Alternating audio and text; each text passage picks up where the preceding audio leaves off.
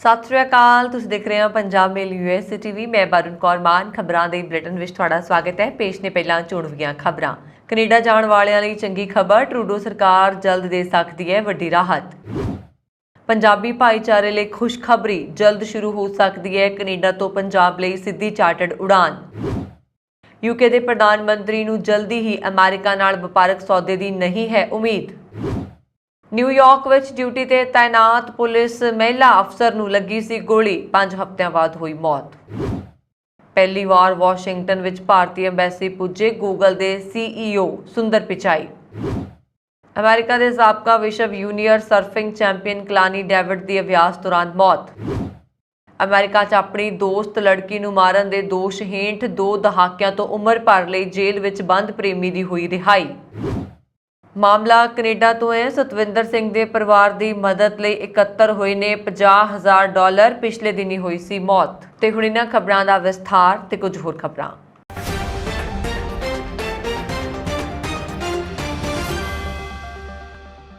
Canada ਜਾਣ ਦੇ ਚਾਹਵਾਨਾਂ ਲਈ ਚੰਗੀ ਖਬਰ ਹੈ। ਕੈਨੇਡਾ ਦੀ ਜਸਟਿਨ ਟਰੂਡੋ ਸਰਕਾਰ ਟੀਕਾਕਰਨ ਦੀ ਲੋੜ ਦੇ ਖਾਤਮੇ ਸੰਬੰਧੀ ਜਲਦ ਐਲਾਨ ਕਰ ਸਕਦੀ ਹੈ।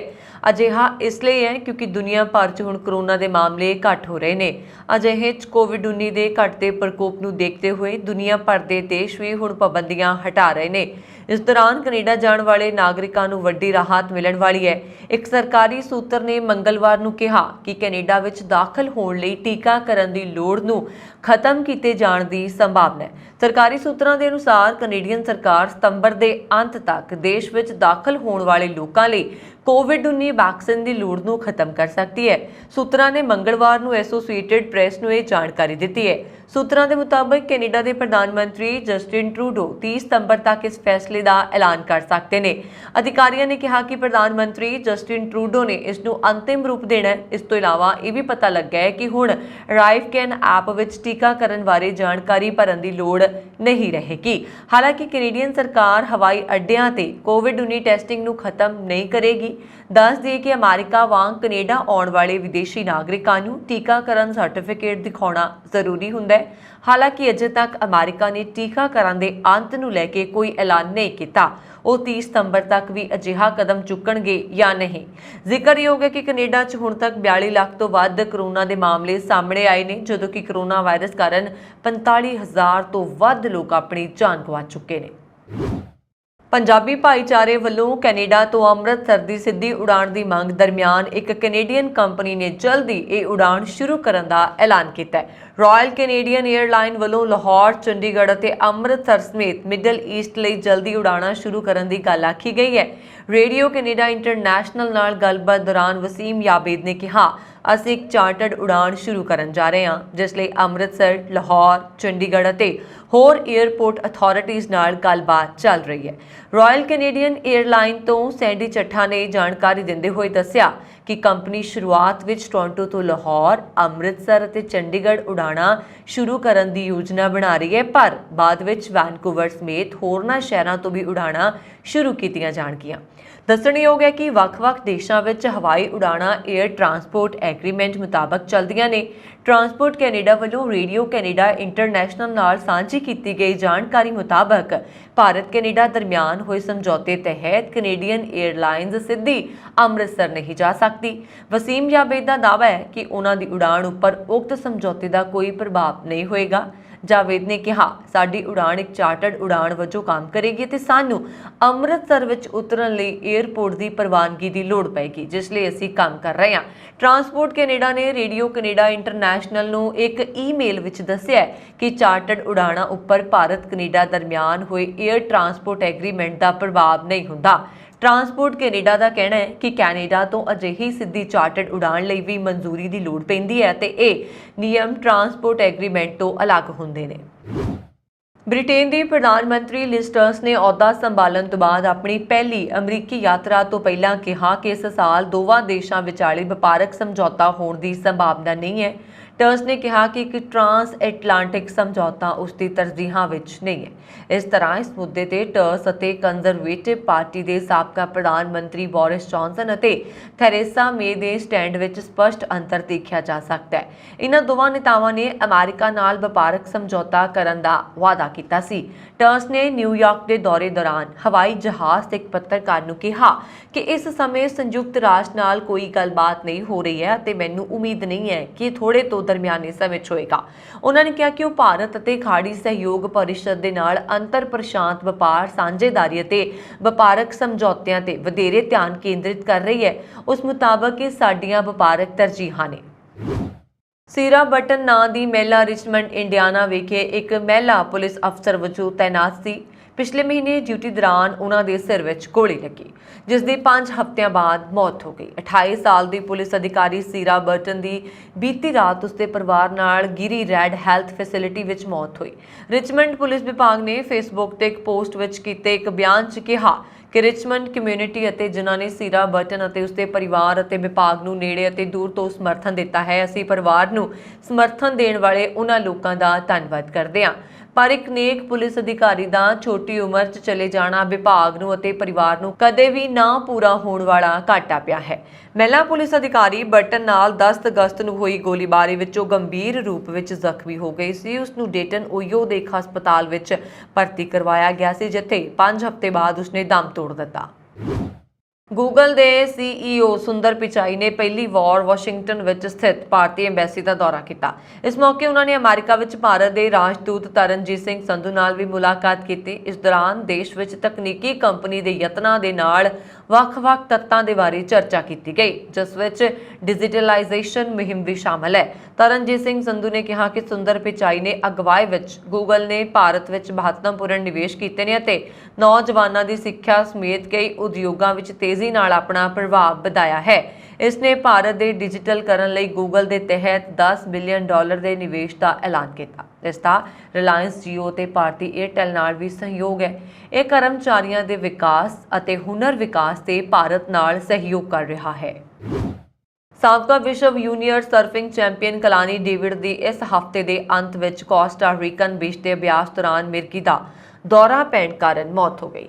ਕਲਾਨੀ ਦੀ ਉਮਰ ਕੇਵਲ 24 ਸਾਲ ਸੀ। ਉਸ ਨੂੰ ਬੁਲਫ ਪਾਰਕਿੰਸ ਬਾਈਟ ਸਿੰਡਰੋਮ ਸੀ, ਜੋ ਜ਼ਮਾਂਦਰੂ ਦਿਲ ਦੀ ਬਿਮਾਰੀ ਸੀ ਜੋ ਅਧਰੰਗ ਅਤੇ ਦੌਰੇ ਦਾ ਕਾਰਨ ਬਣ ਸਕਦੀ ਸੀ। ਹਾਲਾਂਕਿ ਉਸ ਦੀ ਬਿਮਾਰੀ ਨੇ ਉਸ ਨੂੰ ਖੇਡਾਂ ਵਿੱਚ ਕਾਮਯਾਬ ਹੋਣ ਤੋਂ ਨਹੀਂ ਰੋਕਿਆ ਅਤੇ ਉਹਨਾਂ ਨੇ ਸਰਫਿੰਗ ਅਤੇ ਸਕੇਟਬੋਰਡਿੰਗ ਦੋਵਾਂ ਦਾ ਅਭਿਆਸ ਕੀਤਾ। ਉਹਨਾਂ ਨੇ ਮੁੱਖ ਸਕੇਟ ਸਰਕਟਾਂ ਵਿੱਚ ਪਹਿਲੇ ਸਥਾਨ ਲਈ ਮੁਕਾਬਲੇ ਕਰਦੇ ਹੋਏ ਅੰਡਰ 16 ਵਰਗ ਵਿੱਚ 2012 'ਚ ਪਨਾਮਾ 'ਚ ਜੂਨੀਅਰ ਵਿਸ਼ਵ ਸਰਫਿੰਗ ਦਾ ਖਿਤਾਬ ਵੀ ਜਿੱਤਿਆ ਸੀ। ਕੋਸਟਾ ਰੀਕਾ ਦੀ ਜੁਡੀਸ਼ੀਅਲ ਇਨਵੈਸਟੀਗੇਸ਼ਨ ਏਜੰਸੀ ਨੇ ਕਿਹਾ ਉਹ ਸਰਫਿੰਗ ਕਰ ਰਹੇ ਸੀ ਜਦੋਂ ਉਹਨਾਂ ਨੂੰ ਮਿਰਗੀ ਦਾ ਦੌਰਾ ਪਿਆ ਅਤੇ ਉਹ ਪਾਣੀ ਵਿੱਚ ਡੁੱਬ ਗਏ। ਮੌਤ ਦੇ ਕਾਰਨਾਂ ਦੀ ਅਜੇ ਜਾਂਚ ਕੀਤੀ ਜਾ ਰਹੀ ਹੈ। ਕਲਾਨੀ ਦੁਨੀਆ ਦੇ ਸਭ ਤੋਂ ਪ੍ਰਤਿਭਾਸ਼ਾਲੀ ਸਕੇਟਰਾਂ ਵਿੱਚੋਂ ਇੱਕ ਸਨ।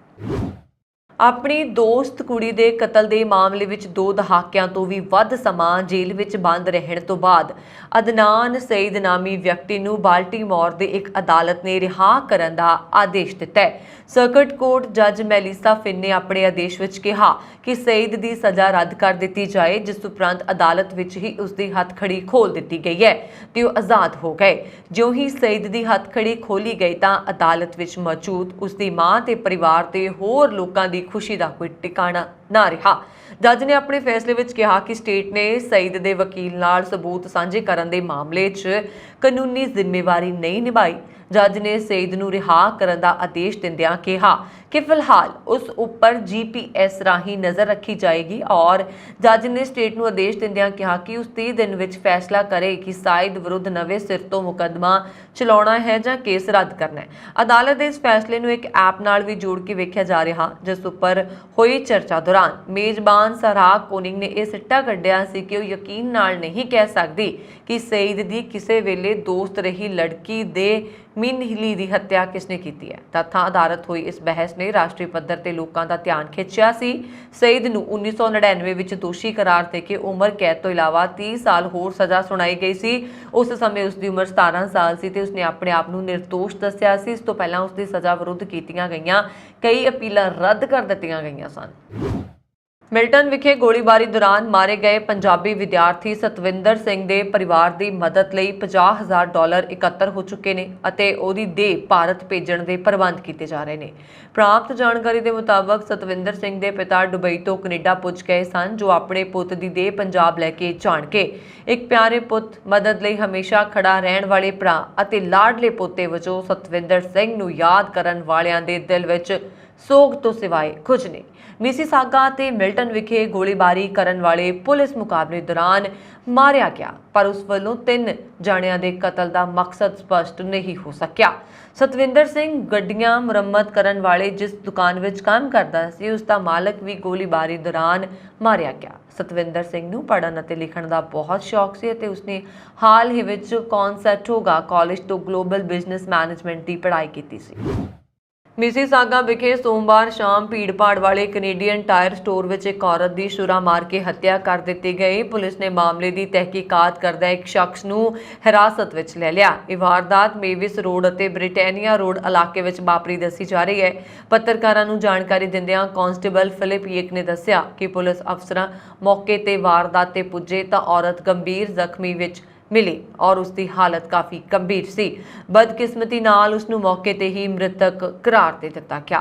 पुलिस नू एक मर्द भी जख्मी हालत विच मिलिया, जिसनू हिरासत विच लैके हॉस्पिटल दाखिल करवाया गया। पुलिस वालों औरत अते मर्द विचाले रिश्ते अते छुरेबाजी के मकसद बारे कोई जिक्र नहीं किया गया। उन्होंने कहा कि फिलहाल छुरेबाजी की इस वारदात बारे कोई जानकारी मुहैया करवानी संभव नहीं है। इत्थे दसना बनता है कि छुरेबाजी स्टोर के अंदर हुई है, पील पुलिस के होम साइड इन्वेस्टिगेशन वालों मामला अपने हत्थों में ले लिया गया है। दुनिया भर के पुलिस अधिकारियों की हौसला अफसाई करने वाली संस्था international association of chiefs of police वालों 2022 के टॉप 40 अंडर 40 सन्मान का ऐलान कर दिता है। इस बार ये पुलिस का सर्वोच्च सन्मान कनेडा, अमेरिका, भारत, आस्ट्रेलिया ते यूएई के पुलिस अधिकारियों को दिता गया है। ब्रिटिश कोलंबिया सूबे के शहर डेल्टा की पुलिस च सेवावां निभा रहे पंजाबी पुलिस अधिकारी जसप्रीत सिंह जस्सी सहोता नूं भी यह सन्मान मिलिया है। जस्सी सहोता कनेडा का इको एक पंजाबी पुलिस अधिकारी है जिसनूं यह सन्मान मिलिया है। संस्था वालों हर साल 40 तो घੱਟ उम्र के 40 पुलिस अधिकारियों को यह सन्मान दिता जाता है जिन्होंने पुलिस के खेतर में विलक्षण योगदान पाया होवे। जिला जलंधर के गुराया नेड़ले पिंड ਚੱਕ ਦੇ सराज के पाल सिंह सहोता का पुत्र जसप्रीत सिंह सहोता चोटी के पहलवान ते कबड्डी खिडारी भी ने।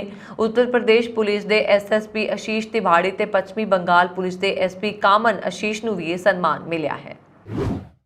ਵਧੀਆ ਤੇ ਖੁਸ਼ਹਾਲ ਜ਼ਿੰਦਗੀ ਦੇ ਸੁਪਨੇ ਲੈ ਕੇ ਖਾੜੀ ਦੇਸ਼ਾਂ 'ਚ ਗਈਆਂ ਅਨੇਕਾਂ ਮੁਟਿਆਰਾਂ ਦੇ ਸੁਪਨੇ ਧੋਖੇਬਾਜ਼ ਏਜੰਟਾਂ ਦੀ ਮੱਕਾਰੀ ਕਾਰਨ ਨਾ ਕੇਵਲ ਅਦਬੱਟੇ ਹੀ ਟੁੱਟ ਕੇ ਚਕਨਾਚੂਰ ਹੋ ਚੁੱਕੇ ਨੇ, ਬਲਕਿ ਉਹ ਹੁਣ ਵਤਨ ਵਾਪਸੀ ਲਈ ਵੀ ਤਰਸ ਰਹੀਆਂ ਨੇ। ਮੁਸੀਬਤ ਵਿੱਚ ਫਸੀਆਂ ਇਹਨਾਂ ਮੁਟਿਆਰਾਂ ਲਈ ਮਸੀਹਾ ਬਣ ਕੇ ਪਹੁੰਚਦੇ ਨੇ ਦੁਬਈ ਦੇ ਉੱਗੇ ਕਾਰੋਬਾਰੀ ਤੇ ਪ੍ਰਸਿੱਧ ਸਮਾਜ ਸੇਵਕ ਸਰਬੱਤ ਦਾ ਭਲਾ ਟਰਸਟ ਦੇ managing trustee doctor SP Singh Oberoi, जो हुण तक अपने कोलों करोड़ों रुपए खर्च के अनेकों मुटियारां नूं उन्हां दे मापियां दे सपुर्द कर चुके ने। इस तो पहलां वो अपने कोलों करोड़ों रुपए की ब्लड मनी दे के भी दुबई विच फसे नौजवानों नूं भी वापस वतन लिया चुके ने। इत्थे बस नहीं है, एजेंटां दे धोखे कारण खुदकुशियां कर चुके 4 दर्जन के करीब नौजवानों दीआं मृतक देहां नूं भी उन्हां दे वारसां तक पहुंचाउण दा काम भी वो अपने हत्थीं कर चुके ने। इत्थे उन्हां ने गलबात के दौरान दस्सिया कि खाड़ी मुल्कां 'च फसे अजिहे लड़के लड़कियां दी रोंगटे खड़े करन वाली दास्तान सुणाउंदे होए भी इन्हां मुल्कां 'च सैकड़े पंजाबी लड़के लड़कियां तो इलावा हरियाणा, राजस्थान, होरना सूबियां दे नौजवान फसे हुए ने। उन्होंने कहा कि पंजाब, हरियाणा ते होरना राज्यां 'च सरगर्म एजेंटां वल्लों गरीब घरां दीआं भोलियां भालियां लड़कियां नूं झूठे सब्ज़ बाग दिखा के 2 हफ्तिਆਂ ਦੇ टूरिस्ट वीजे ते दुबई ਜਾਂ ਮਸਕਟ ਲਿਜਾਇਆ ਜਾਂਦਾ ਹੈ, ਜਿੱਥੇ ਉਹਨਾਂ ਨੂੰ 2 ਹਫ਼ਤੇ ਕੈਦ ਵਿੱਚ ਰੱਖਿਆ ਜਾਂਦਾ ਹੈ ਤੇ ਉਹਨਾਂ ਦੇ ਪਾਸਪੋਰਟ ਜ਼ਬਤ ਕਰ ਲਏ ਜਾਂਦੇ ਨੇ। ਇਸ ਦੌਰਾਨ ਵੀਜ਼ੇ ਦੀ ਮਿਆਦ ਖਤਮ ਹੋਣ ਤੇ ਉਹਨਾਂ ਨੂੰ ਪੁਲਿਸ ਦਾ ਡਰ ਦਿਖਾ ਕੇ ਅੱਗੇ ਵੇਚ ਦਿੱਤਾ ਜਾਂਦਾ ਹੈ। ਫਿਰ ਉਹਨਾਂ ਕੋਲੋਂ 18 ਘੰਟੇ ਕੰਮ ਕਰਵਾਇਆ ਜਾਂਦਾ ਹੈ ਤੇ ਹੋਰ ਤਸੀਹੇ ਦਿੱਤੇ ਜਾਂਦੇ ਨੇ। ਅਜਿਹੀਆਂ ਲੜਕੀਆਂ ਦੀ ਮਦਦ ਕਰਨ ਲਈ ਸਰਬੱਤ ਦਾ ਭਲਾ ਟਰਸਟ ਕੋਸ਼ਿਸ਼ ਕਰਦਾ ਹੈ। ਉਹਨਾਂ ਨੇ ਦੱਸਿਆ ਕਿ ਇਸ ਸਮੇਂ ਮਸਕਟ ਦੇ ਸਫਰਾਤ ਖਾਨੇ 'ਚ 80 ਦੇ ਕਰੀਬ ਅਤੇ ਗੁਰਦੁਆਰਾ ਸਾਹਿਬ 'ਚ 56 ਦੇ ਕਰੀਬ ਲੜਕੀਆਂ ਨੇ ਸ਼ਰਨ ਲਈ ਹੋਈ ਹੈ, ਜਿਨ੍ਹਾਂ ਨੂੰ ਵਾਪਸ ਲਿਆਉਣ ਲਈ ਟਰਸਟ ਸਾਰਾ ਖਰਚ ਕਰਨ ਲਈ ਤਿਆਰ ਹੈ, ਪਰ ਅਜੇ ਤੱਕ ਸਰਕਾਰ ਵੱਲੋਂ ਕੋਈ ਹਾਂ ਪੱਖੀ ਹੁੰਗਾਰਾ ਨਹੀਂ ਭਰਿਆ ਗਿਆ। ਉਹਨਾਂ ਨੇ ਕਿਹਾ ਕਿ ਮਸਕਟ 'ਚ ਅਜਿਹੀਆਂ ਹੀ 13 ਹੋਰ ਲੜਕੀਆਂ ਵੱਲੋਂ ਆਪਣੀ ਵਤਨ ਵਾਪਸੀ ਲਈ पाई गई पोस्ट ते भी सरबत दा भला ट्रस्ट ने कार्रवाई करते हुए इन्हां नूं वापस लियाउण लई कार्रवाई आरंभ कर दित्ती है। एयरलाइन कंपनी स्पाइस जेट ने मंगलवार ਨੂੰ 80 ਪਾਇਲਟਾਂ ਨੂੰ ਬਿਨਾਂ ਤਨਖਾਹ ਤੋਂ 3 ਮਹੀਨਿਆਂ ਲਈ ਛੁੱਟੀ ਤੇ ਭੇਜ ਦਿੱਤਾ ਹੈ। ਕੰਪਨੀ ਦੇ ਗੁਜਰਾਤ ਸਥਿਤ ਹੈੱਡਕੁਆਰਟਰ ਤੋਂ ਜਾਰੀ ਬਿਆਨ ਦੇ ਅਨੁਸਾਰ ਕੰਪਨੀ ਨੇ ਖਰਚੇ ਘਟਾਉਣ ਲਈ ਇਹ ਆਰਜ਼ੀ ਕਦਮ ਚੁੱਕਿਆ ਹੈ। ਜ਼ਿਕਰਯੋਗ ਹੈ ਕਿ ਕੋਵਿਡ ਮਹਾਮਾਰੀ ਦੌਰਾਨ ਵੀ ਕੰਪਨੀ ਨੇ ਕਿਸੇ ਵੀ ਪਾਇਲਟ ਨੂੰ ਨੌਕਰੀ ਤੋਂ ਨਹੀਂ ਕੱਢਿਆ ਸੀ ਤੇ ਮੌਜੂਦਾ ਕਦਮ ਵੀ 에ਅਰਲਾਈਨਸ ਵਿੱਚ ਜਹਾਜ਼ਾਂ ਦੇ ਅਨੁਪਾਤ 'ਚ ਪਾਇਲਟਾਂ ਦੀ ਗਿਣਤੀ ਘਟਾਉਣ ਲਈ ਚੁੱਕਿਆ ਗਿਆ ਹੈ। ਇਸ ਸੰਬੰਧ ਵਿੱਚ ਪਾਇਲਟਾਂ ਨੇ ਕਿਹਾ ਕਿ ਕੰਪਨੀ ਦੀ ਮਾੜੀ ਆਰਥਿਕਤਾ ਹਾਲਤ ਤੋਂ ਉਹ ਜਾਣੂ ਨੇ, ਪਰ 80 ਪਾਇਲਟਾਂ ਨੂੰ ਬਿਨਾਂ ਤਨਖਾਹ ਤੋਂ ਮਹੀਨਿਆਂ ਲਈ ਛੁੱਟੀ ਤੇ ਭੇਜਣ ਦੇ ਅਚਨਚੇਤ ਫੈਸਲੇ ਤੋਂ ਉਹ ਸਦਮੇ 'ਚ ਨੇ। ਉਹਨਾਂ ਨੇ ਕਿਹਾ ਕਿ ਕੰਪਨੀ ਨੇ ਇਹ ਭਰੋਸਾ ਨਹੀਂ ਦਿੱਤਾ ਕਿ ਜਿਨ੍ਹਾਂ ਪਾਇਲਟਾਂ ਨੂੰ ਛੁੱਟੀ ਤੇ ਭੇਜਿਆ ਗਿਆ ਹੈ ਉਹਨਾਂ ਨੂੰ ਵਾਪਸ ਡਿਊਟੀ ਤੇ ਬੁਲਾਇਆ ਜਾਏਗਾ ਜਾਂ ਨਹੀਂ। ਅਫਰੀਕੀ ਦੇਸ਼ਾਂ ਵਿੱਚ ਚੀਨੀ ਹਥਿਆਰਾਂ ਦੀ ਵਿਕਰੀ ਉੱਥੋਂ ਦੇ ਲੋਕਾਂ ਦੇ ਜੀਵਨ ਨੂੰ ਪ੍ਰਭਾਵਿਤ ਕਰ ਰਹੀ ਹੈ। ਰਿਪੋਰਟਾਂ ਦੇ ਵਿੱਚ ਦਾਅਵਾ ਕੀਤਾ ਜਾ ਰਿਹਾ ਹੈ ਕਿ ਅਫਰੀਕੀ ਦੇਸ਼ਾਂ ਵਿੱਚ ਚੀਨੀ ਹਥਿਆਰਾਂ ਦੀ ਵਿਕਰੀ ਕਾਰਨ ਟਕਰਾਅ ਵਧ ਰਿਹਾ ਅਤੇ ਲੋਕ ਆਪਣੇ ਘਰ ਛੱਡਣ ਲਈ ਮਜਬੂਰ ਹੋ ਰਹੇ ਨੇ। ਇਨਸਾਈਡ ਓਵਰ ਦੀ ਰਿਪੋਰਟ ਦੇ ਮੁਤਾਬਕ ਅਫਰੀਕਾ ਦੇ ਸਬ ਸਹਾਰਨ ਖੇਤਰ ਸਮੇਤ ਲਗਭਗ ਸਾਰੇ ਦੇਸ਼ ਛੋਟੇ ਅਤੇ ਵੱਡੇ ਹਥਿਆਰਬੰਦ ਸੰਘਰਸ਼ਾਂ ਦੀ ਲਪੇਟ 'ਚ ਨੇ। ਉਹ ਵੱਡੇ ਅੰਦਰੂਨੀ ਉਜਾੜੇ ਦਾ ਸ਼ਿਕਾਰ ਨੇ। ਹਲਕੇ ਅਤੇ ਛੋਟੇ ਹਥਿਆਰਾਂ ਦੀ ਵਿਕਰੀ ਨੂੰ ਇਸ ਦਾ ਕਾਰਨ ਮੰਨਿਆ ਜਾ ਰਿਹਾ। ਰਿਪੋਰਟ ਮੁਤਾਬਕ ਹਥਿਆਰਾਂ ਦੇ ਵਧਣ ਕਾਰਨ ਮਾੜੇ ਪ੍ਰਸ਼ਾਸਨ, ਭ੍ਰਿਸ਼ਟਾਚਾਰ, ਕਮਜ਼ੋਰ ਸਰਹੱਦਾਂ, ਗਰੀਬੀ ਅਤੇ ਬੇਰੁਜ਼ਗਾਰੀ ਨੂੰ ਮੰਨਿਆ ਜਾ ਸਕਦਾ ਹੈ। ਮਾਹਿਰਾਂ ਦਾ ਮੰਨਣਾ ਹੈ ਕਿ ਜਦੋਂ ਤੱਕ ਚੀਨ ਵਰਗੇ ਦੇਸ਼ ਆਪਣਾ ਰਵੱਈਆ ਨਹੀਂ ਬਦਲਦੇ ਅਤੇ ਅਫਰੀਕੀ ਦੇਸ਼ਾਂ ਤੇ ਹਥਿਆਰਾਂ ਦੀ ਵਿਕਰੀ ਤੇ ਸ਼ਰਤਾਂ ਨਹੀਂ ਲਗਾਉਂਦੇ, ਉਦੋਂ ਤੱਕ ਮਹਾਦੀਪ ਵਿੱਚ ਹਥਿਆਰਾਂ ਦੇ ਗੈਰ ਕਾਨੂੰਨੀ ਪ੍ਰਸਾਰ ਨੂੰ ਰੋਕਿਆ ਨਹੀਂ ਜਾ ਸਕਦਾ। ਜੇਮਸ ਡਿਫੈਂਸ ਵਕੀਲ ਦੇ ਅਨੁਸਾਰ ਸਾਰੇ 54 ਅਫਰੀਕੀ ਦੇਸ਼ਾਂ ਵਿੱਚ ਲਗਭਗ 70% ਬਖਤਰਬੰਦ ਫੌਜੀ ਵਾਹਨ ਚੀਨੀ ਮੂਲ ਦੇ ਨੇ ਅਤੇ ਮਹਾਦੀਪ ਦੇ ਸਾਰੇ ਫੌਜੀ ਵਾਹਨਾਂ ਵਿੱਚੋਂ ਲਗਭਗ 20% ਚੀਨ ਦੁਆਰਾ ਸਪਲਾਈ ਕੀਤੇ ਜਾਂਦੇ ਨੇ। ਹਥਿਆਰਾਂ ਦੀ ਅਜਿਹੀ ਵਿਕਰੀ ਕਾਰਨ ਇਹ ਅੰਦਾਜ਼ਾ ਲਗਾਇਆ ਜਾਂਦਾ ਹੈ ਕਿ 90 ਦੇ ਦਹਾਕੇ ਤੋਂ ਅਫਰੀਕਾ ਵਿੱਚ ਸੰਘਰਸ਼ਾਂ ਵਿੱਚ ਲੱਖਾਂ ਲੋਕ ਮਾਰੇ ਜਾ ਚੁੱਕੇ ਨੇ। ਦਾ ਲੈਂਸੈਟ ਮੈਡੀਕਲ ਜਰਨਲ ਦੁਆਰਾ 2018 ਵਿੱਚ ਪ੍ਰਕਾਸ਼ਿਤ ਇੱਕ ਅਧਿਐਨ ਦੇ ਅਨੁਸਾਰ 1995 ਤੋਂ 2015 ਦਰਮਿਆਨ ਹਥਿਆਰਬੰਦ ਸੰਘਰਸ਼ਾਂ ਕਾਰਨ 5 ਸਾਲ ਤੋਂ ਘੱਟ ਉਮਰ ਦੇ 5 ਮਿਲੀਅਨ ਬੱਚਿਆਂ ਦੀ ਮੌਤ ਹੋਈ ਹੈ। ਇਹਨਾਂ ਚੋਂ ਕਰੀਬ 30 ਲੱਖ ਬੱਚੇ 1 ਸਾਲ ਜਾਂ ਇਸ ਤੋਂ ਘੱਟ ਉਮਰ ਦੇ ਸਨ। ਲੋਕਾਂ ਨੂੰ ਉਹਨਾਂ ਦੇ ਘਰਾਂ ਤੋਂ ਬੇਦਖਲ ਕਰਨ ਦੇ ਲਈ ਵਿਵਾਦ ਅਤੇ ਹਿੰਸਾ ਨੂੰ ਕਾਰਕ ਮੰਨਿਆ ਜਾਂਦਾ ਹੈ। ਪਾਕਿਸਤਾਨ 'ਚ ਹੋਮਵਰਕ ਨਾ ਕਰਨ ਤੇ ਨਜ਼ੀਰ ਨਾਂ ਦੇ ਇੱਕ ਵਿਅਕਤੀ ਨੇ ਆਪਣੇ 12 ਸਾਲ ਦੇ ਬੇਟੇ ਸ਼ਾਹਿਰ ਤੇ ਮਿੱਟੀ ਦਾ ਤੇਲ ਛਿੜਕ ਕੇ ਅੱਗ ਲਗਾ ਦਿੱਤੀ। ਬੱਚੇ ਨੂੰ ਗੰਭੀਰ ਹਾਲਤ ਵਿੱਚ ਹਸਪਤਾਲ ਲਿਜਾਇਆ ਗਿਆ, ਜਿੱਥੇ ਕੁਝ ਦੇਰ ਬਾਅਦ ਉਸ ਦੀ ਮੌਤ ਹੋ ਗਈ। ਘਟਨਾ 14 ਸਤੰਬਰ ਔਰੰਗੀ ਟਾਊਨ ਹਾਊਸ 'ਚ ਵਾਪਰੀ। ਪੁਲਿਸ ਨੇ ਬੱਚੇ ਦੀ ਮਾਂ ਦੀ ਸ਼ਿਕਾਇਤ ਤੇ ਮੁਲਜ਼ਮ ਪਿਤਾ ਵਿਰੁੱਧ ਮਾਮਲਾ ਦਰਜ ਕਰਦਿਆਂ ਉਸ ਨੂੰ ਗ੍ਰਿਫਤਾਰ ਕਰ ਲਿਆ ਹੈ। ਮੁਲਜ਼ਮ ਨੂੰ ਸੋਮਵਾਰ ਨੂੰ ਅਦਾਲਤ ਵਿੱਚ ਪੇਸ਼ ਕੀਤਾ ਗਿਆ, ਜਿੱਥੇ ਉਸ ਨੂੰ 24 ਸਤੰਬਰ ਤੱਕ ਪੁਲਿਸ ਹਿਰਾਸਤ ਵਿੱਚ ਭੇਜ ਦਿੱਤਾ ਗਿਆ। ਜਾਂਚ ਦੌਰਾਨ ਨਜ਼ੀਰ ਨੇ ਪੁਲਿਸ ਨੂੰ ਦੱਸਿਆ ਕਿ ਉਹ ਬੇਟੇ ਨੂੰ ਮਾਰਨਾ ਨਹੀਂ ਚਾਹੁੰਦਾ ਸੀ। ਬੱਚੇ ਨੇ ਹੋਮਵਰਕ ਨਹੀਂ ਕੀਤਾ ਸੀ, ਇਸ ਲਈ ਉਸ ਨੂੰ ਡਰਾਉਣ ਲਈ ਉਸਨੇ ਮਿੱਟੀ ਦਾ ਤੇਲ ਛਿੜਕ ਦਿੱਤਾ। ਦੂਰੋਂ ਹੀ ਮਾਚਿਸ ਦੀ ਤੀਲੀ ਬਾਲੀ ਸੀ ਕਿ ਅੱਗ ਨੇ ਉਸ ਨੂੰ ਆਪਣੀ ਲਪੇਟ ਵਿੱਚ ਲੈ ਲਿਆ ਤੇ ਹਾਦਸਾ ਵਾਪਰ ਗਿਆ। ਡੇਰਾ ਬਾਬਾ ਨਾਨਕ ਕੌਮਾਂਤਰੀ ਸਰਹੱਦ ਸਥਿਤ ਪੰਜਸਰ ਟਰਮੀਨਲ 'ਚ ਤਾਇਨਾਤ BSF ਜਵਾਨਾਂ ਵੱਲੋਂ ਗੁਰਦੁਆਰਾ ਸ੍ਰੀ ਕਰਤਾਰਪੁਰ ਸਾਹਿਬ ਤੋਂ ਪਰਤੇ ਸ਼ਰਧਾਲੂ ਤੋਂ ਪਾਕਿਸਤਾਨੀ ਕਰੰਸੀ ਬਰਾਮਦ ਕੀਤੀ ਗਈ ਹੈ। ਇਸ ਸੰਬੰਧੀ ਜਾਣਕਾਰੀ ਦਿੰਦੇ ਹੋਏ BSF ਦੇ ਸੈਕਟਰ ਗੁਰਦਾਸਪੁਰ ਦੇ DIG ਪ੍ਰਭਾਕਰ ਜੋਸ਼ੀ ਨੇ ਦੱਸਿਆ ਕਿ ਕਰਤਾਰਪੁਰ ਲਾਂਘੇ ਤੇ ਸੁਰੱਖਿਆ ਦੇ ਮੱਦੇਨਜ਼ਰ ਜਵਾਨਾਂ ਵੱਲੋਂ ਜਦੋਂ ਇੱਕ ਸ਼ਰਧਾਲੂ ਦੀ ਤਲਾਸ਼ੀ ਲਈ ਗਈ ਤਾਂ ਉਹਨਾਂ ਦੇ ਬਟੂਏ 'ਚੋਂ 3000 ਪਾਕਿਸਤਾਨੀ ਕਰੰਸੀ ਮਿਲੀ, ਜਿਸ ਵਿੱਚ 1000 ਦਾ, 1500 ਦਾ ਤੇ 3 ਅਤੇ 100 ਦੇ 5 ਨੋਟਾਂ ਸਮੇਤ 3000 ਰੁਪਏ ਪਾਕਿਸਤਾਨੀ ਕਰੰਸੀ ਬਰਾਮਦ ਕੀਤੀ ਹੈ। BSF ਜਵਾਨਾਂ ਵੱਲੋਂ ਕੀਤੀ ਗਈ ਪੁੱਛਗਿੱਛ ਦੌਰਾਨ ਉਹਨਾਂ ਨੇ ਦੱਸਿਆ ਕਿ ਉਹ ਖਰੀਦਦਾਰੀ ਕਰਨ ਤੋਂ ਬਾਅਦ ਬਚੀ ਹੋਈ ਪਾਕਿਸਤਾਨੀ ਕਰੰਸੀ ਨੂੰ ਅਣਜਾਣੇ ਵਿੱਚ ਲੈ ਆਏ ਨੇ। ਉਹਨਾਂ ਨੇ BSF ਅਧਿਕਾਰੀਆਂ ਨੂੰ ਕਿਹਾ ਕਿ ਉਹਨਾਂ ਨੇ ਭਾਰਤੀ ਕਰੰਸੀ ਪਾਕਿਸਤਾਨ ਵਿਖੇ ਖਰੀਦਦਾਰੀ ਕਰਨ ਲਈ ਬਦਲੀ ਸੀ। ਇਸ ਮੌਕੇ BSF ਜਵਾਨ ਪਾਕਿਸਤਾਨੀ ਜ਼ਬਤ ਕੀਤੀ ਕਰੰਸੀ ਕਸਟਮ ਵਿਭਾਗ ਦੇ ਹਵਾਲੇ ਕਰ ਦਿੱਤੀ ਗਈ ਹੈ। ਪੂਰਬੀ ਇੰਗਲੈਂਡ ਦੇ ਸ਼ਹਿਰ ਲੈਸੈਸਟਰ 'ਚ ਹੋਏ ਦੰਗਿਆਂ ਤੋਂ ਬਾਅਦ ਹਿੰਦੂ ਅਤੇ ਮੁਸਲਿਮ ਭਾਈਚਾਰੇ ਦੇ ਨੇਤਾਵਾਂ ਨੇ ਮਿਲ ਕੇ ਮੰਗਲਵਾਰ ਨੂੰ ਇਕਜੁੱਟ ਹੋ ਕੇ ਸਦਭਾਵਨਾ ਦੀ ਅਪੀਲ ਕੀਤੀ ਹੈ। ਇਸ ਦੇ ਨਾਲ ਹੀ ਪੁਲਿਸ ਨੇ ਭਾਰਤ-ਪਾਕਿਸਤਾਨ ਕ੍ਰਿਕਟ ਮੈਚ ਤੋਂ ਬਾਅਦ ਹੋਈ ਹਿੰਸਕ ਝੜਪ ਦੇ ਮਾਮਲੇ 'ਚ 47 ਲੋਕਾਂ ਨੂੰ ਗ੍ਰਿਫਤਾਰ ਕੀਤਾ ਹੈ। ਸ਼ਹਿਰ ਦੇ ਸਕਾਨ ਮੰਦਿਰ ਦੇ ਪ੍ਰਧਾਨ ਪ੍ਰਦਿਊਮਨ ਦਾਸ ਦੇ ਸ਼ਹਿਰ ਦੀ ਇੱਕ ਮਸਜਿਦ ਦੇ ਬਾਹਰ ਮੁਸਲਿਮ ਭਾਈਚਾਰੇ ਦੇ ਨੇਤਾਵਾਂ ਦੇ ਨਾਲ ਇੱਕ ਬਿਆਨ ਪੜ੍ਹਿਆ, ਜਿਸ ਵਿੱਚ ਹਫ਼ਤੇ ਦੇ ਅੰਤ 'ਚ ਹੋਈ ਹਿੰਸਾ ਤੇ ਦੁੱਖ ਪ੍ਰਗਟ ਕੀਤਾ ਗਿਆ। ਭਾਈਚਾਰੇ ਦੇ ਨੇਤਾਵਾਂ ਨੇ ਮੰਗ ਕੀਤੀ ਹੈ ਕਿ ਨਫ਼ਰਤ ਭੜਕਾਉਣ ਵਾਲੇ ਲੈਸੈਸਟਰ ਨੂੰ ਛੱਡ ਦੇਣ ਅਤੇ ਭੜਕਾਹਟ ਦੀ ਕਾਰਵਾਈ ਤੇ ਹਿੰਸਾ ਨੂੰ ਤੁਰੰਤ ਬੰਦ ਕੀਤਾ ਜਾਏ। ਬਿਆਨ 'ਚ ਕਿਹਾ ਗਿਆ ਕਿ ਸਾਡੇ ਵਿਚਕਾਰ ਨਫ਼ਰਤ ਬੀਜਣ ਵਾਲੇ ਕਿਸੇ ਵੀ ਵਿਅਕਤੀ ਲਈ ਸਾਡਾ ਸੰਦੇਸ਼ ਸਪਸ਼ਟ ਹੈ। ਅਸੀਂ ਤੁਹਾਨੂੰ ਕਾਮਯਾਬ ਨਹੀਂ ਹੋਣ ਦੇਵਾਂਗੇ। ਅਸੀਂ ਸਾਰਿਆਂ ਨੂੰ ਮਸਜਿਦਾਂ ਅਤੇ ਮੰਦਰਾਂ ਸਮੇਤ ਧਾਰਮਿਕ ਸਥਾਨਾਂ ਦੀ ਪਵਿੱਤਰਤਾ ਦਾ ਬਰਾਬਰ ਸਤਿਕਾਰ ਕਰਨ ਲਈ ਆਖਦੇ ਹਾਂ। ਬਿਆਨ ਦੇ ਮੁਤਾਬਕ ਭੜਕਾਊ ਕਾਰਵਾਈਆਂ ਬੰਦ ਕੀਤੀਆਂ ਜਾਣ, ਭਾਵੇਂ ਉਹ ਉੱਚੀ ਆਵਾਜ਼ ਵਿੱਚ ਸੰਗੀਤ ਵਜਾਉਣਾ, ਝੰਡੇ ਚੁੱਕਣਾ, ਅਪਮਾਨਜਨਕ ਨਾਅਰੇ ਲਗਾਉਣਾ ਜਾਂ ਹਮਲੇ ਕਰਨਾ ਹੋਵੇ। ਉਸ ਵਿੱਚ ਕਿਹਾ ਗਿਆ ਹੈ ਕਿ ਇਹ ਸਵੀਕਾਰਯੋਗ ਨਹੀਂ ਹੈ ਅਤੇ ਨਾ ਹੀ ਸਾਡੇ ਧਰਮ ਅਜਿਹਾ ਕਹਿੰਦੇ ਨੇ। ਬਿਆਨ ਵਿੱਚ ਅੱਗੇ ਕਿਹਾ ਗਿਆ ਹੈ ਕਿ ਅਸੀਂ ਇੱਕ ਮਜ਼ਬੂਤ ਪਰਿਵਾਰ ਹਾਂ, ਅਸੀਂ ਜੋ ਵੀ ਚਿੰਤਾਵਾਂ ਨੇ ਉਹਨਾਂ ਨੂੰ ਹੱਲ ਕਰਨ ਲਈ ਮਿਲ ਕੇ ਕੰਮ ਕਰਾਂਗੇ। ਸਾਨੂੰ ਸ਼ਹਿਰ 'ਚ ਬਾਹਰੋਂ ਆਏ ਲੋਕਾਂ ਦੀ ਮਦਦ ਦੀ ਲੋੜ ਨਹੀਂ ਹੈ। ਵੰਡ ਪੈਦਾ ਕਰਨ ਵਾਲੀ ਵਿਦੇਸ਼ੀ ਕੱਟੜਪੰਥੀ ਵਿਚਾਰਧਾਰਾ ਲਈ ਲਿਜ਼ੈਸਟਰ ਵਿੱਚ ਕੋਈ ਥਾਂ ਨਹੀਂ ਹੈ। ਭਾਰਤੀ ਮੂਲ ਦੇ ਸਜਾਦ ਅਲੀ ਬੱਟ ਨੂੰ ਅਲ ਅੰਸਾਰੀ ਐਕਸਚੇਂਜ ਦੁਆਰਾ ਸਮਰ ਪ੍ਰਮੋਸ਼ਨ ਵਿੱਚ 1 ਲੱਖ ਦਿਰਹਮ ਨਾਲ ਸਨਮਾਨਿਤ ਕੀਤਾ ਗਿਆ। ਸਜਾਦ ਬੱਟ ਇਸ ਅਵਾਰਡ ਦੇ 9ਵੇਂ ਸੀਜ਼ਨ ਦੇ ਜੇਤੂ ਬਣ ਗਏ ਨੇ। ਉਹਨਾਂ ਨੂੰ ਇਹ ਅਵਾਰਡ ਦੁਬਈ ਦੇ ਸਰਕਾਰੀ ਅਧਿਕਾਰੀਆਂ ਤੇ ਮੀਡੀਆ ਦੀ ਮੌਜੂਦਗੀ ਵਿੱਚ ਦਿੱਤਾ ਗਿਆ। ਇਸ ਦੇ ਨਾਲ ਹੀ ਕੰਪਨੀ ਦੇ ਸੋਸ਼ਲ ਮੀਡੀਆ ਪਲੇਟਫਾਰਮ ਤੇ ਵੀ ਇਸ ਦੀ ਲਾਈਵ ਸਟ੍ਰੀਮਿੰਗ ਕੀਤੀ ਗਈ। ਇੱਥੇ ਦੱਸ ਦਈਏ ਕਿ ਸਜਾਦ ਅਲੀ ਬੱਟ ਦੁਬਈ ਵਿੱਚ ਕੰਮ ਕਰਦੇ ਨੇ ਅਤੇ ਹਰ ਮਹੀਨੇ ਕਰੀਬ 2000 ਦਿਰਹਮ ਆਪਣੇ ਘਰ ਭੇਜਦਾ ਹੈ। ਸਜਾਦ ਅਲੀ ਨੇ ਅਲ ਅੰਸਾਰੀ ਐਕਸਚੇਂਜ ਬ੍ਰਾਂਚ ਵਿੱਚ 2327 ਦਿਰਹਮ ਜਮ੍ਹਾਂ ਕਰਵਾਏ। ਇਹ ਰਕਮ ਭਾਰਤੀ ਰੁਪਏ 'ਚ ਲਗਭਗ 51000 ਬਣਦੀ ਹੈ। ਇਸ ਤੋਂ ਬਾਅਦ ਉਹ ਇਸ ਡਰਾਅ ਲਈ ਯੋਗ ਹੋ ਗਿਆ। ਉਹਨਾਂ ਨੂੰ ਡਰਾਅ 'ਚ 1 ਲੱਖ ਦਿਰਹਮ ਦਿੱਤੇ ਗਏ ਤੇ ਇਹ ਰਕਮ ਹੁਣ ਭਾਰਤੀ ਰੁਪਏ 'ਚ 2 ਕਰੋੜ 17 ਲੱਖ ਤੋਂ ਕੁਝ ਜ਼ਿਆਦਾ ਹੈ।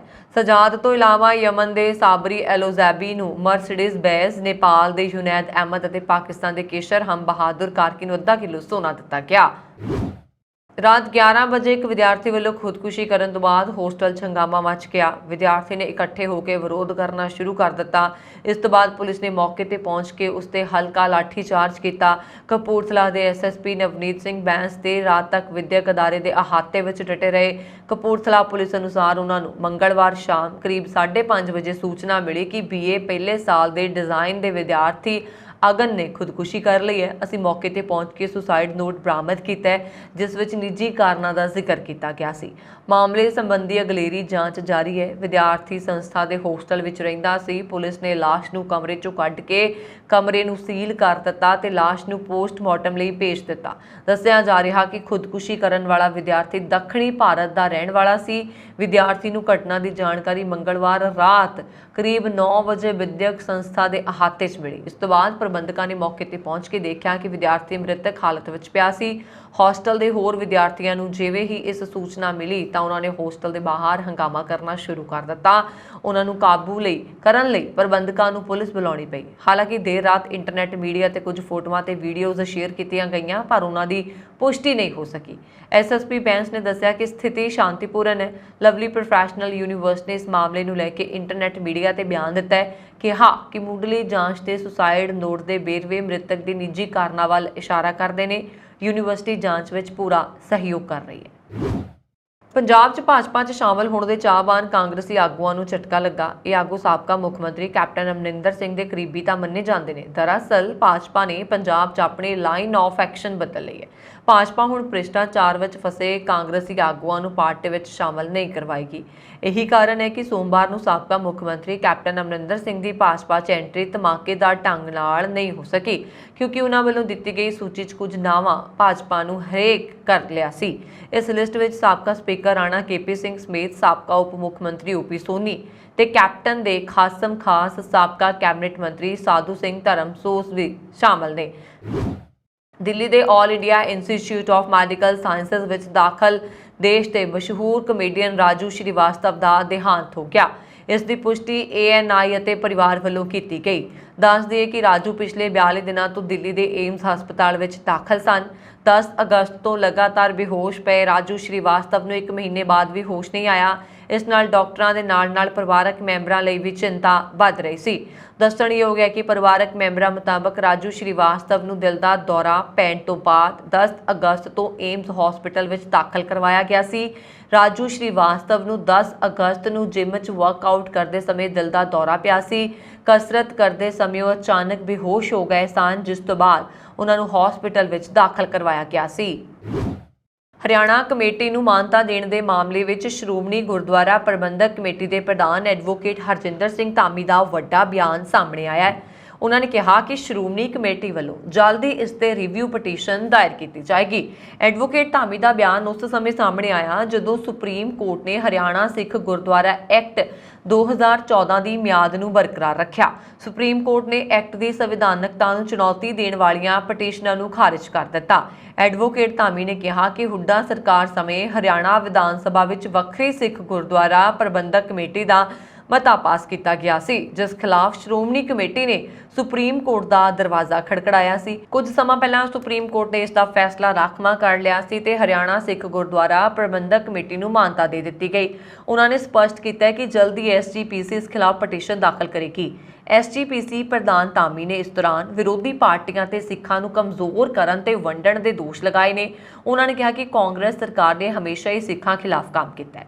ਹਰਿਆਣਾ ਦੇ ਸਾਬਕਾ ਮੁੱਖ ਮੰਤਰੀ ਹੁੱਡਾ ਵੀ ਕਾਂਗਰਸ ਦੇ ਹੀ ਸਨ, ਪਰ ਭਾਜਪਾ ਨੇ ਵੀ ਉਹਨਾਂ ਦੇ ਕੰਮਾਂ ਤੇ ਮੋਹਰ ਲਗਾ ਦਿੱਤੀ। ਪਰ ਦੇਸ਼ ਵਿੱਚ ਸਿੱਖਾਂ ਨੂੰ ਵੰਡਣਾ ਭਾਰਤ ਲਈ ਠੀਕ ਨਹੀਂ ਹੈ। ਜਥੇਦਾਰ ਹਰਪ੍ਰੀਤ ਸਿੰਘ ਨੇ ਵੀ ਸੁਪਰੀਮ ਕੋਰਟ ਦੇ ਫੈਸਲੇ ਤੇ ਆਪਣੀ ਪ੍ਰਤੀਕਿਰਿਆ ਦਿੱਤੀ ਹੈ। ਉਹਨਾਂ ਨੇ ਟਵੀਟ ਕਰਦਿਆਂ ਲਿਖਿਆ ਕਿ ਸ਼੍ਰੋਮਣੀ ਗੁਰਦੁਆਰਾ ਪ੍ਰਬੰਧਕ ਕਮੇਟੀ ਦਾ 1947 ਤੋਂ ਬਾਅਦ ਇੱਕ ਵਾਰ ਫਿਰ ਭੂਗੋਲਿਕ ਕਤਲ ਹੋਇਆ। ਭਾਰਤੀ ਪਾਰਲੀਮੈਂਟ ਨੂੰ ਅਖੰਡ ਤੇ ਮਜ਼ਬੂਤ ਰੱਖਣ ਦਾ ਸੰਕਲਪ ਲੈਣ ਵਾਲੇ ਭਾਰਤੀ ਹੁਕਮਰਾਨਾਂ ਨੇ ਕੁਝ ਸਿੱਖਾਂ ਚਿਹਰਿਆਂ ਨੂੰ ਵਰਤ ਕੇ ਕਾਨੂੰਨ ਦੀ ਆੜ ਵਿੱਚ ਆਖਰ ਸਿੱਖ ਪਾਰਲੀਮੈਂਟ ਨੂੰ ਖੰਡਿਤ ਕਰ ਦਿੱਤਾ। ਇਸ ਦਾ ਅਹਿਸਾਸ ਸਾਨੂੰ ਕਾਫੀ ਸਮੇਂ ਬਾਅਦ ਹੋਏਗਾ। ਕਾਸ਼ ਸੁਤੰਤਰ ਰਾਜ ਪ੍ਰਬੰਧ ਲਈ ਵੀ ਸਿੱਖ ਭਾਵਨਾਵਾਂ ਦਾ ਸਤਿਕਾਰ ਹੋਵੇ। ਆਇਰਲੈਂਡ ਦੀ ਰਾਜਧਾਨੀ ਡਬਲਿਨ ਦਾ ਇੱਕ ਹੈਰਾਨੀਜਨਕ ਮਾਮਲਾ ਸਾਹਮਣੇ ਆਇਆ। ਇੱਥੇ ਹਸਪਤਾਲ ਪਹੁੰਚੀ ਔਰਤ ਦੇ ਸਰੀਰ ਵਿੱਚੋਂ ਦਰਜਨਾਂ ਬੈਟਰੀਆਂ ਮਿਲੀਆਂ। ਡਬਲਿਨ ਦੇ ਸੇਂਟ ਵਿਨਸੈਂਟ ਯੂਨੀਵਰਸਿਟੀ ਹਸਪਤਾਲ ਦੇ ਸਟਾਫ ਨੇ ਦੱਸਿਆ ਕਿ 66 ਸਾਲਾ ਔਰਤ ਦੇ ਸਰੀਰ ਵਿੱਚੋਂ ਕੁੱਲ 55 ਬੈਟਰੀਆਂ ਮਿਲੀਆਂ। ਐਕਸਰੇ ਤੋਂ ਬਾਅਦ ਔਰਤ ਦੇ ਪੇਟ ਵਿੱਚ ਬੈਟਰੀਆਂ ਹੋਣ ਦੀ ਪੁਸ਼ਟੀ ਹੋਈ।